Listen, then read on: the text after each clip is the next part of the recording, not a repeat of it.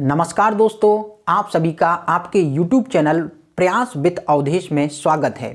और आप हाल ही में सुन रहे होंगे, न्यूज में, टीवी में देख रहे होंगे कि संसद का शीतकालीन सत्र शुरू हो गया है। तो भाई आज का हमारा विषय है संसद, भारत की केंद्रीय विधायिका जिसे संसद कहते हैं। ये क्या है, कैसे काम करती है, कौन कौन इसमें शामिल होता है, इस तमाम मुद्दे पर जो हमारे एग्जाम में जरूरी है और एग्जाम में इस टॉपिक से निश्चित तौर पर एक ना एक क्वेश्चन आता है। तो इसको समझते हैं कि क्या है संसद, क्यों कहते हैं इसको केंद्रीय विधायिका, और एग्जाम के पॉइंट ऑफ व्यू से कौन कौन सी चीजें जरूरी हैं। तो चलिए शुरू करते हैं इस टॉपिक को। देखें, संसद या इसको क्या कहते हैं, इंग्लिश में पार्लियामेंट कहते हैं। भाई ये क्या है, संसद को एक नाम से और जानते हैं, हम कहते हैं केंद्रीय विधायिका। केंद्रीय विधायिका, विधायिका क्यों कहा जाता है?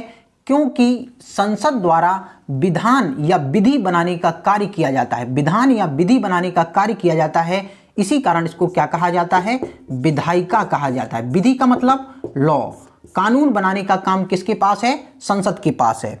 भारत में जितने भी कानून बनते हैं वो सब के सब किसके द्वारा बनाए जाते हैं, संसद द्वारा बनाए जाते हैं। संसद द्वारा बनाए हुए कानून ही भारत में लागू होते हैं, हम पर लागू होते हैं, हम पर प्रभावी होते हैं। इसे क्या कहा जाता है, केंद्रीय विधायिका। क्यों कहा जाता है? विधि निर्माण का कार्य भारत में केंद्र के स्तर पर कौन करती है, संसद करती है। इसी कारण इसको क्या कहा जाता है, केंद्रीय विधायिका। हमारे देश में संसदीय सर्वोच्चता है, संसदीय सर्वोच्चता है। क्या है संसदीय सर्वोच्चता? तो इसका मतलब यह है कि भारत में संसद द्वारा बनाए ही नियम क्या होते हैं, सर्वोच्च होते हैं, सर्वोपरि होते हैं, महत्वपूर्ण होते हैं। इसी कारण हमारे देश में कौन सी है, संसदीय सर्वोच्चता है। ध्यान से देखेंगे, संसद के अंग, हम किसकी बात कर रहे हैं, संसद के अंग की बात कर रहे हैं। तो भाई देखिए, 3 लोगों से मिलकर बनती है संसद। पहला है राष्ट्रपति, दूसरा है राज्यसभा और तीसरा है लोकसभा। तो भाई परीक्षा में पूछा जाए कि संसद के कितने अंग हैं, संसद कितने चीजों से, कितने लोगों से मिलकर बनती है, तो 3 लोगों से मिलकर बनती है। कौन कौन? राष्ट्रपति, राज्यसभा, लोकसभा। अब देखते हैं भारतीय संविधान में इनकी चर्चा कहां की गई है, सभी की चर्चा कहां की गई है। तो भाई इसको नोट करते रहिए, वनडे एग्जाम से या किसी भी एग्जाम के, किसी भी पीएससी एग्जाम के, प्री के एग्जाम से ये बहुत महत्वपूर्ण है। तो देखिए, संसद की चर्चा की गई है अनुच्छेद 79 में, याद रखिएगा कौन सा अनुच्छेद, 79। राष्ट्रपति की चर्चा की गई है अनुच्छेद या आर्टिकल 52, और राज्यसभा की चर्चा की गई है आर्टिकल या अनुच्छेद 80 में, और लोकसभा की चर्चा की गई है अनुच्छेद 81 में। तो ध्यान से देखते रहिए, संसद की चर्चा किस में है, 79 में। राष्ट्रपति की चर्चा किस में है, 52 में। राज्यसभा की चर्चा किस में है, 80 में। और लोकसभा की चर्चा किस में है, 81 में। ठीक है। तो अब भाई देखो, राष्ट्रपति को क्यों संसद का अंग माना गया है, इसके बारे में हम समझ लेते हैं, जान लेते हैं। देखिए, राष्ट्रपति को संसद का अभिन्न अंग कहा गया है। इसके बिना संसद पूरी नहीं होती। तो कैसा अंग है, अभिन्न अंग। इसको हटाया नहीं जा सकता, इसको भिन्न नहीं किया जा सकता। क्यों? तो भाई इसके कारण है। क्या कारण है? राष्ट्रपति संसद के सत्रों को बुलाता है। संसद के जब सत्र चलते हैं, जैसे अभी चल रहा है शीतकालीन सत्र, तो राष्ट्रपति क्या करता है, संसद के सत्रों को आहूत करता है या बुलाता है। पहला कारण। कौन? दूसरा काम, संसद के दोनों सदनों का सत्रावसान कर सकता है। क्या कर सकता है, सत्रावसान। याद रखिएगा, क्या कर सकता है, सत्रावसान। सत्रावसान का मतलब क्या है, सत्रावसान का मतलब होता है जो सत्र चल रहा है उसको बंद कर देना, रोक देना, समाप्त कर देना, सत्रावसान कहलाता है।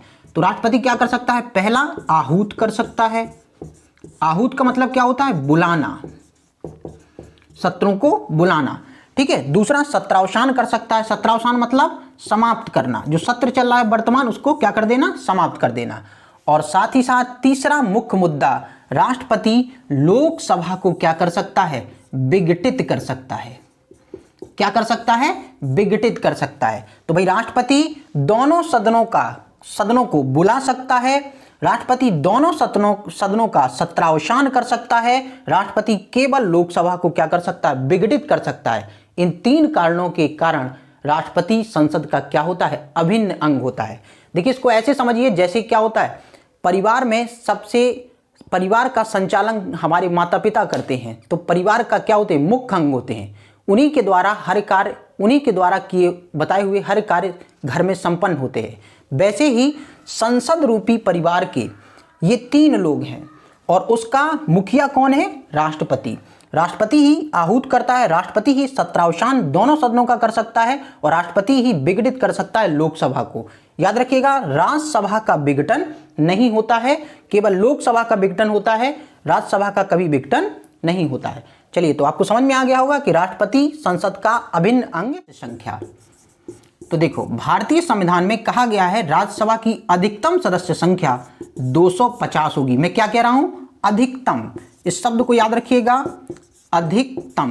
राज्यसभा की अधिकतम सदस्य संख्या कितनी, 250। लोकसभा की अधिकतम सदस्य संख्या कितनी, 552। याद रखिएगा, राज्यसभा की अधिकतम कितनी, 250, लोकसभा की अधिकतम कितनी, 552। अब देखो ये कैसे चुन के आते हैं, देखेंगे ध्यान से, ये परीक्षा में आता है। देखेंगे ये 2 जगह से चुनकर आते हैं। देखिए कहां से 2 जगह से चुन के आते हैं। एक राष्ट्रपति द्वारा मनोनीत होना, क्या होना, मनोनीत होना। मनोनीत का मतलब नॉमिनेशन करना या नॉमिनेट करना, राष्ट्रपति द्वारा मनोनीत होना। दूसरा संघ क्षेत्र प्लस राज्य क्षेत्र से चुनकर आना। ध्यान से देखेंगे, अधिकतम कितने, 250। वर्तमान में कितने हैं भाई, 245। तो भाई 250 के डाटा को लेकर चल रहे हैं हम लोग, क्योंकि संविधान में इतने सदस्यों का क्या है, मैक्सिमम है, ये अधिकतम है। वर्तमान में कितने हैं भाई, याद रखिएगा, 245। तो राष्ट्रपति द्वारा 12 सदस्यों को साहित्य, विज्ञान, कला, समाज सेवा, साहित्य, विज्ञान, कला, समाज सेवा, इन 4 क्षेत्रों से राष्ट्रपति 12 सदस्यों को मनोनीत कर सकता है। कितने सदस्यों को, 12 सदस्यों को। फिर देखेंगे संघ और राज्य क्षेत्र से, भाई 12 निकल गए तो कितने बचे, 238। अर्थात केंद्र शासित प्रदेश और राज्य क्षेत्र से कितने सदस्य चुनकर आ सकते हैं, मैक्सिमम 238 सदस्य चुनकर आ सकते हैं। समझ में आ गया होगा आपको। राज्यसभा में कुल सदस्य संख्या कितनी, 250। राष्ट्रपति मनोनीत कितने करता है, 12, साहित्य, विज्ञान, कला और समाज सेवा से। संघ और राज्य क्षेत्र से कितने, 238। चलिए अब देख लेते हैं लोकसभा की सदस्य संख्या। तो लोकसभा की सदस्य संख्या कितनी है, मैक्सिमम 552। अब देखो ये कहां से आते हैं, 3 क्षेत्रों से आते हैं। पहला, राष्ट्रपति द्वारा मनोनीत, वही नॉमिनेशन, ठीक है, राष्ट्रपति द्वारा मनोनीत। फिर केंद्र शासित प्रदेश, केंद्र क्षेत्र से, केंद्र शासित प्रदेश से और राज्य क्षेत्र से। देखो केंद्र शासित प्रदेश से सबसे पहले देखेंगे राष्ट्रपति द्वारा मनोनीत। तो राष्ट्रपति 2 सदस्यों को आंग्ल भारतीय समुदाय से मनोनीत कर सकता है, केवल तभी जब लोकसभा में चुनकर आए हुए सदस्यों में, निर्वाचन द्वारा आए हुए सदस्यों में अगर आंग्ल भारतीय समुदाय का प्रतिनिधित्व तो नहीं है, तो राष्ट्रपति 2 सदस्यों को क्या कर सकता है, मनोनीत कर सकता है। फिर देखिए केंद्र शासित क्षेत्र से 20, मैक्सिमम कितने, 20 सदस्य चुनकर आते हैं। कितने सदस्य आते हैं, 20 सदस्य चुनकर आते हैं। भाई 552 है, 2 और 20 कितना हो गया, 22। बचे कितने, बचे भाई 530। तो भाई राज्य क्षेत्र से कितने चुनकर आते हैं, 530 सदस्य चुनकर आते हैं। ध्यान से देखिएगा, लोकसभा में कुल सदस्य संख्या कितनी, 552। वर्तमान में भाई 543 हैं, क्योंकि 2 सदस्य ये वाले राष्ट्रपति द्वारा मनोनीत नहीं है और बाकी इनमें से भी कम है। तो वर्तमान में लोकसभा की सदस्य संख्या कुल कितनी है, 543 है ना। हम किसके बारे में बात करें, 552 में 2 सदस्य कहां से, एंग्लो इंडियन। केंद्र शासित प्रदेश से कितने, 20। राज्य क्षेत्र से कितने, 530। कितने, 530। अब देखो यहां पर इन दोनों सदनों में किसका प्रभाव, राष्ट्रपति का प्रभाव। देखो भाई आप, राष्ट्रपति का प्रभाव। अब आप ही बताइए, क्या राष्ट्रपति को संसद का अभिन्न अंग नहीं मानना चाहिए, ठीक है। तो राष्ट्रपति संसद का क्या होता है, अभिन्न अंग होता है। राष्ट्रपति क्या होता है, संसद का मुखिया होता है। निर्णय देखते हैं, इनकी प्रवृत्ति देखते हैं दोनों सदनों की। तो देखेंगे राज्यसभा कैसा सदन है भाई, स्थायी सदन है। कैसा सदन है, स्थायी सदन। लोकसभा कैसा सदन है, अस्थायी सदन है। कैसा सदन है, अस्थायी सदन, ठीक है। देखिए स्थायी सदन कहना और अस्थायी सदन कहना क्यों पड़ता है, तो देखिए राज्यसभा का कभी विघटन नहीं होता, जैसा मैं पहले भी बता चुका हूं। केवल और केवल विघटन किसका होता है? लोकसभा का। भाई लोकसभा का कार्यकाल क्या होता है? लोकसभा का कार्यकाल होता है 5 वर्ष का। हर 5 वर्ष में ये क्या हो जाती है? स्वतः विघटित हो जाती है। और अगर स्वतः नहीं होती, समय पूरा होने के बाद भी, पहले भी अगर इसे विघटित करना है तो राष्ट्रपति आदेश द्वारा लोकसभा को क्या कर सकता है? विघटित कर सकता है। ठीक है, तो ये कैसा सदन है? अस्थायी सदन। इसका कार्यकाल कितना होता है? 5 वर्ष का। लेकिन अगर एग्जाम में पूछे राज्यसभा का कार्यकाल कितना होता है, तो राज्यसभा का कोई कार्यकाल नहीं होता। ये कैसा सदन है? स्थायी सदन है। अब देखेंगे कि राज्यसभा स्थायी सदन है तो भाई होता क्या है? क्या सभी लोग परमानेंट रहते हैं? नहीं, बिल्कुल नहीं। राज्यसभा में जो सदस्य होते हैं उन सदस्यों का कार्यकाल याद रखिएगा कितने वर्ष का होता है? 6 वर्ष का होता है। कितने वर्ष का? 6 वर्ष का। इस राज्यसभा सदन में, इस स्थायी सदन में क्या होता है? प्रत्येक 2 वर्ष में, याद रखिएगा, प्रत्येक 2 वर्ष में सदन के कुल सदस्य संख्या के 1/3 सदस्य क्या हो जाते हैं? बाहर हो जाते हैं, और इतने ही सदस्य क्या आ जाते हैं? सदन में वापस आ जाते हैं चुनकर। राज्यसभा की सदस्य की न्यूनतम उम्र कितनी होनी चाहिए? तो ये कितनी होनी चाहिए? 30 वर्ष की होनी चाहिए। कितनी होनी चाहिए? 30 वर्ष। अर्थात राज्यसभा का सदस्य बनना है तो कितने वर्ष की उम्र चाहिए? कम से कम 30 वर्ष की। दूसरा देखते हैं लोकसभा का सदस्य बनने के लिए कितनी उम्र चाहिए? तो भाई ये चाहिए 25 वर्ष की। कितनी चाहिए? 25 वर्ष की। याद रखिएगा, लोकसभा का सदस्य बनने के लिए कितनी उम्र? 25 वर्ष। फिर देखते हैं राज्यसभा का मुखिया कहलाता है सभापति। कौन कहलाता है? सभापति। इसमें एक उपसभापति भी होता है। कौन होता है? उपसभापति। कौन होता है? उपसभापति। ऐसे ही लोकसभा का मुखिया कौन कहलाता है? पीठासीन अधिकारी जिसको कहा जाता है ना, प्रेसिडिंग ऑफिसर कहा जाता है। इसका मुखिया होता है लोकसभा अध्यक्ष। कौन होता है? लोकसभा अध्यक्ष। इसका एक उपाध्यक्ष भी होता है। कौन होता है? उपाध्यक्ष। और एक इसमें भाई विपक्ष का नेता भी होता है। वर्तमान में उसे कैबिनेट स्तर का दर्जा दिया जाता है, लेकिन विपक्ष का नेता बनने के लिए, लोकसभा में विपक्ष का नेता बनने के लिए जो विपक्षी पार्टी होती है उसमें एक पार्टी से 1/10 भाग उनके पास सदस्यता होनी चाहिए। जोड़ तोड़ द्वारा नहीं, एक ही पार्टी के जो कुल सदन की संख्या है उसका 1/10 भाग किसी एक पार्टी के पास सदस्य होना चाहिए। देखिए कैसे? विपक्ष का नेता बनने के लिए भाई देखो, ध्यान से देखो इसको, यहां मैं उदाहरण से समझाता हूं। देखेंगे भाई, मान लो लोकसभा है, लोकसभा में कितने सदस्य हैं? 552। तो भाई इसका 10वां भाग लगभग कितना हो जाएगा?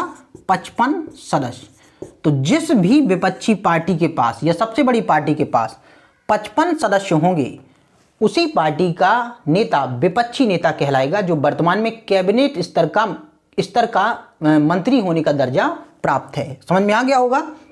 चलिए अगला देखते हैं भाई, इनको समझते हैं। राज्यसभा का जो सभापति होता है, याद रखिएगा, राज्यसभा का जो सभापति होता है वो निश्चित तौर पर भारत का उपराष्ट्रपति होता है। अर्थात जो भारत का उपराष्ट्रपति है वही राज्यसभा का क्या होता है? सभापति होता है। ठीक है, अब देखेंगे उपसभापति।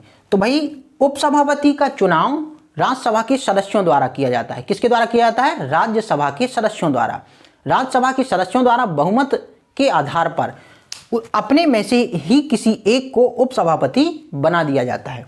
ऐसे ही देखिए लोकसभा अध्यक्ष को बनाता है प्रोटेम स्पीकर। कौन बनाता है? Pro tem speaker. याद रखिएगा, लोकसभा अध्यक्ष को राष्ट्रपति के आधार पर नियुक्त करता है कौन? Pro tem speaker. क्या होता है प्रोटेम स्पीकर? मुख्य रूप से प्रोटेम स्पीकर का मतलब अस्थायी अध्यक्ष। अब भाई लोकसभा में अस्थायी अध्यक्ष की जरूरत क्यों है? तो भाई ऐसा अध्यक्ष जो पुरानी लोकसभा के कार्यकाल खत्म होने के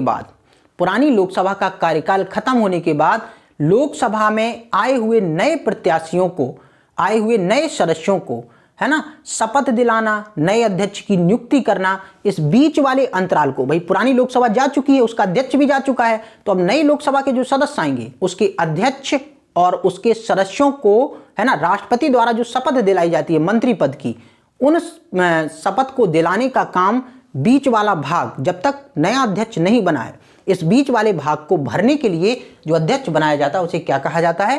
प्रोटेम स्पीकर कहा जाता है। कौन सा स्पीकर? Pro tem speaker.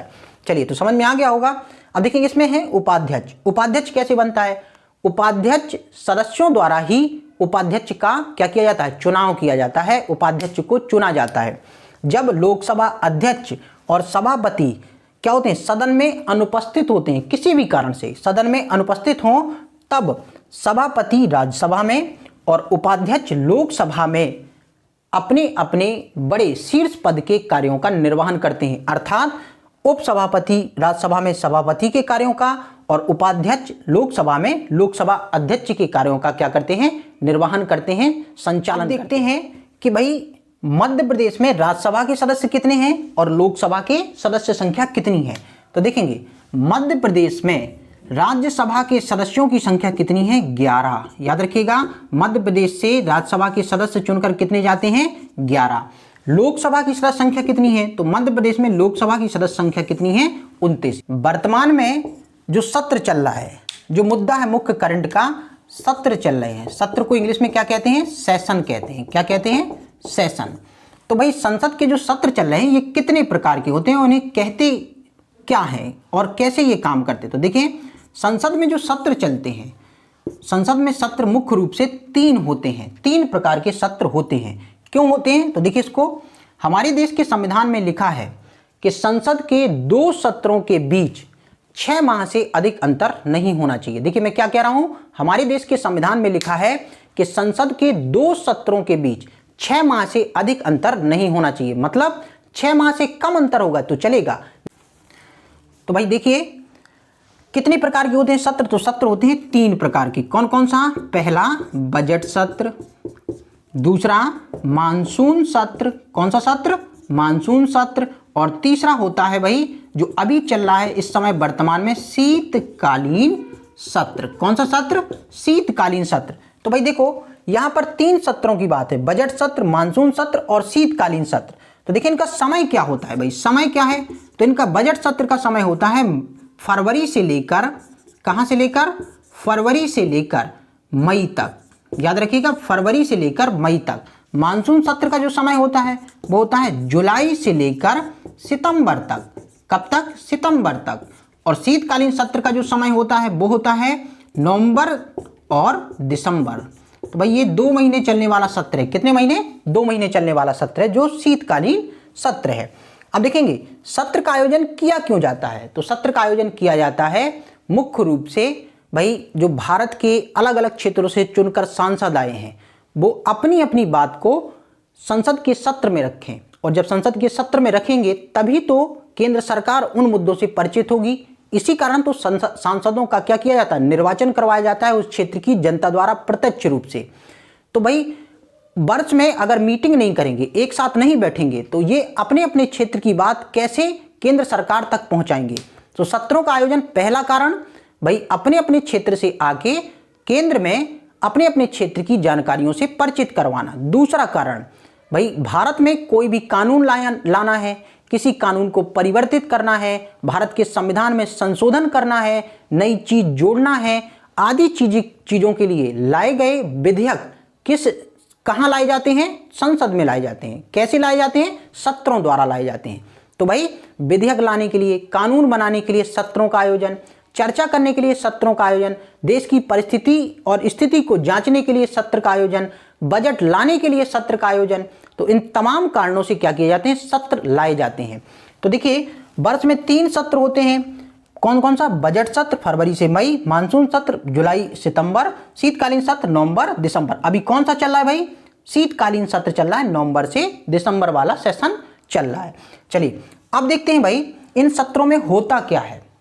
तो भाई इन सत्रों में क्या होता है? मुख्य रूप से 2 काम होते हैं। पहला काम, एक मंत्री जिस चीज के लिए जवाबदेह है उससे संसद के सत्ता पक्ष के एवं विपक्ष के सांसद या सदस्य सवाल करते हैं, प्रश्न करते हैं। ठीक है, कौन क्या करते हैं? सवाल या प्रश्न करते हैं कि भाई आपके द्वारा ये सुविधाएं दी गई, इतना बजट आपके द्वारा लिया गया, कहाँ खर्च किया गया, कितनी सुविधाएं बढ़ी हैं, है ना, हमें देश के लिए इतने पैसे की आवश्यकता है, आप कैसे इसकी व्यवस्था करोगे।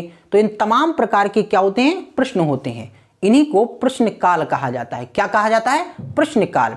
सामान्यतः प्रश्नकाल का समय संसद के 11 बजे से लेकर 12 बजे तक होता है। कहां से लेकर कहां तक? 11 बजे, सुबह के 11 बजे से लेकर 12 बजे तक होता है। सांसद क्या करते हैं? संबंधित मंत्री से, सरकार के संबंधित पक्ष से अपना अपना सवाल रखते हैं, ताकि देश की जनता, सवाल पूछने का मुख्य उद्देश्य क्या है? ताकि देश की जनता अपने देश की सरकार द्वारा शुरू की हुई जो विभिन्न योजनाएं हैं उनके बारे में जान सकें। साथ ही साथ ये भी जान सकें कि जो वर्तमान में सरकार बैठी है वो जनता के लिए किस तरीके से कार्य कर रही है, कहां से पैसों की व्यवस्था कर रही है। तो भाई संसद का पहला घंटा 11 से 12 बजे वाला घंटा, ये क्या होता है? प्रश्नकाल होता है। और प्रश्नकाल में 3 तरीके के क्वेश्चन पूछे जाते हैं। कितने तरीके के क्वेश्चन? 3 तरीके के। पहला होता है तारांकित क्वेश्चन या तारांकित प्रश्न। पहला कौन सा? तारांकित प्रश्न। दूसरा कौन सा? अतारांकित प्रश्न। तीसरा कौन सा? अल्प सूचना प्रश्न। ठीक है, कौन सा? अल्प सूचना प्रश्न।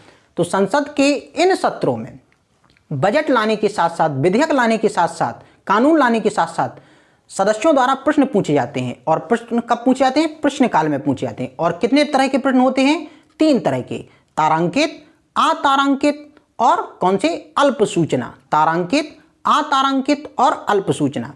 तारांकित प्रश्न में क्या होता है? पहले से पूर्व सूचना दी जाती है और लिखित रूप से संबंधित मंत्री उसके बारे में जवाब देता है। याद रखिएगा, लिखित रूप से उस जो सूचना पूछी गई उसके बारे में जवाब देता है।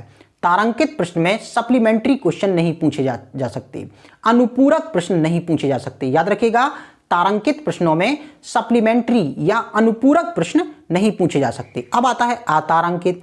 तो अतारांकित प्रश्न ऐसे प्रश्न होते हैं जिनकी सूचना तो पहले देनी होती है लेकिन जवाब मौखिक देना होता है, मौखिक रूप से। अब भाई मौखिक रूप से आप हमसे कुछ पूछो, है ना, और हमने उसका जवाब दिया, अगर आप संतुष्ट नहीं हो तो फिर से क्या करोगे? प्रश्न करोगे।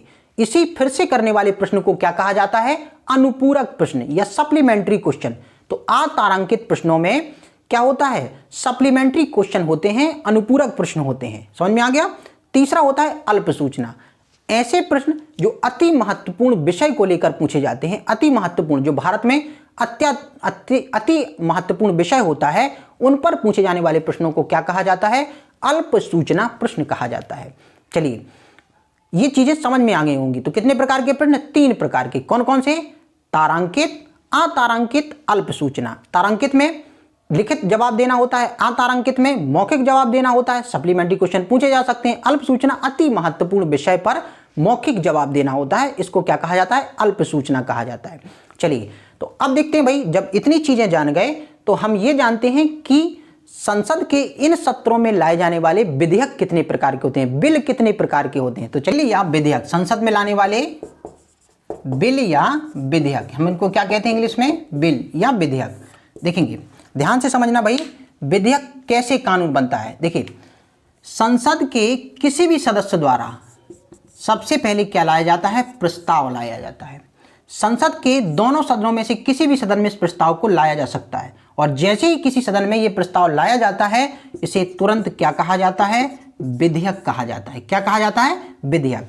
अब विधेयक क्या होता है? विधेयक दोनों सदनों द्वारा चर्चा, विचार विमर्श सब कुछ होने के बाद, पारित होने के बाद किसके पास चला जाता है? राष्ट्रपति के पास। राष्ट्रपति जब इस विधेयक पर हस्ताक्षर कर दे, क्या कर दे? हस्ताक्षर कर दे, और जैसे ही सहमति या हस्ताक्षर कर देता है, यही विधेयक क्या बन जाता है? कानून बन जाता है। इसी को संवैधानिक भाषा में क्या कहा जाता है? अधिनियम कहा जाता है। समझ में आ गया होगा? संसद के किसी सदस्य द्वारा लाया हुआ कोई भी मुद्दा क्या कहलाता है? प्रस्ताव। संसद के किसी सदन में लाया, चर्चा हुई, बहस हुई, है ना, विचार विमर्श हुआ, पारित हो गया, तो इसे क्या कहा जाता है? विधेयक कहा जाता है। विधेयक पर जब राष्ट्रपति के पास जाता है, फाइनली किसके पास जाता है? राष्ट्रपति के पास। राष्ट्रपति इस पे हस्ताक्षर कर देता है, तो ये क्या बन जाता है? कानून या अधिनियम या लॉ बन जाता है। चलिए, अब देखते हैं विधेयक होते कितने प्रकार के हैं, है ना। चलिए देखेंगे, विधेयक मुख्य रूप से 4 प्रकार के होते हैं। कितने प्रकार के होते हैं? 4 प्रकार के। ध्यान से देखेंगे भाई, कौन से 4 प्रकार के होते हैं विधेयक। मुख्य रूप से कितने प्रकार के? 4 प्रकार के। सबसे पहला होता है, सबसे पहले धन विधेयक। कौन सा विधेयक? धन विधेयक, मनी बिल कहते हैं। फिर होता है वित्त विधेयक। कौन सा विधेयक? वित्त विधेयक।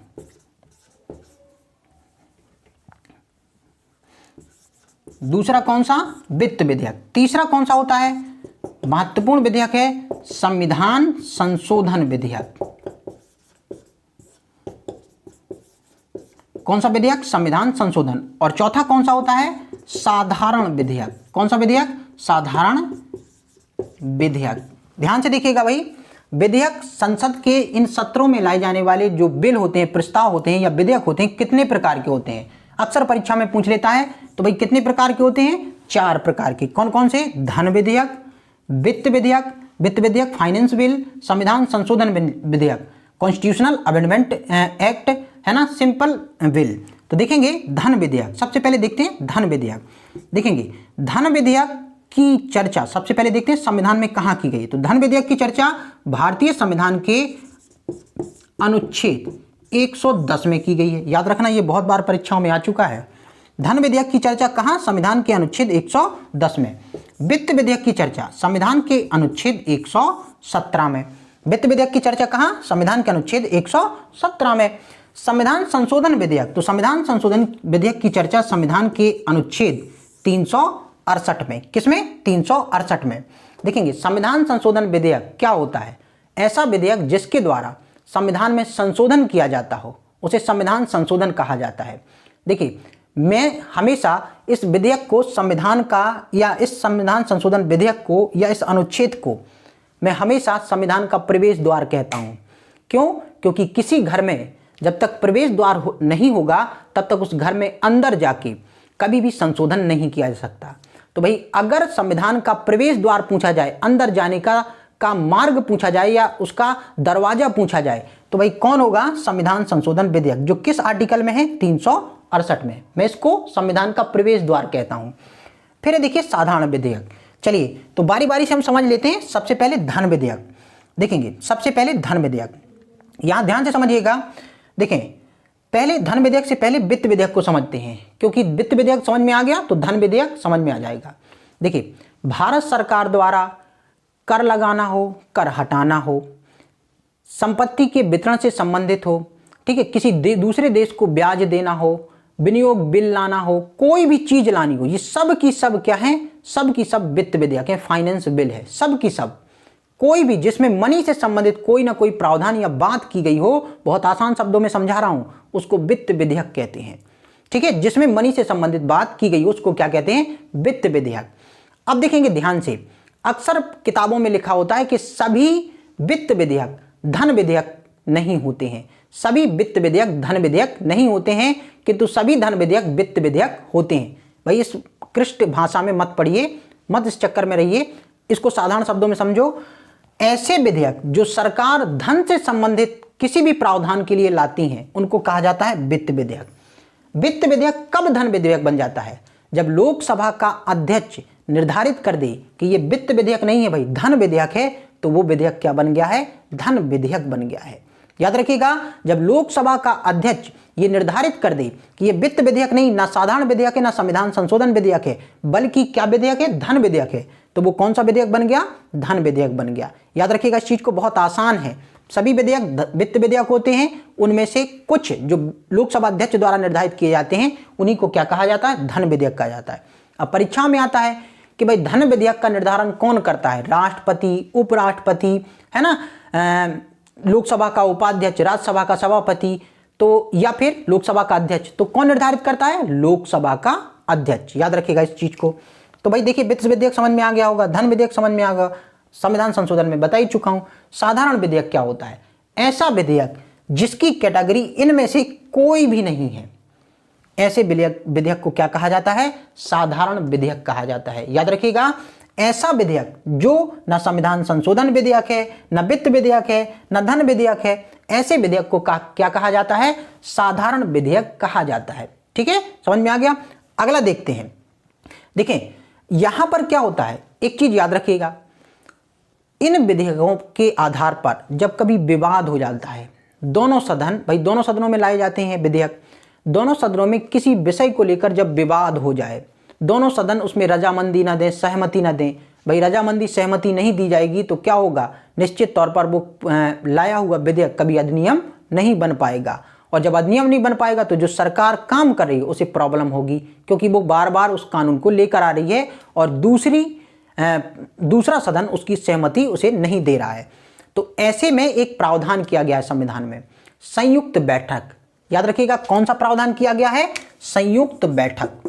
जब दो सदनों के बीच विवाद हो, ऐसी कंडीशन में, है ना, आपसी सहमति दिखाने के लिए, आपसी सहमति बनाने के लिए भारतीय संविधान में बैठक की गई, बात की गई है संयुक्त बैठक। संयुक्त बैठक किस अनुच्छेद में लिखा है, तो संयुक्त बैठक का प्रावधान संविधान के अनुच्छेद 108 में लिखा है। किस में लिखा है, 108 में। देखेंगे अब इन चारों विधेयक में से किस विधेयक में संयुक्त बैठक की जा सकती है। याद रखिएगा चारों में नहीं की जा सकती संयुक्त बैठक, कभी नहीं, ठीक है।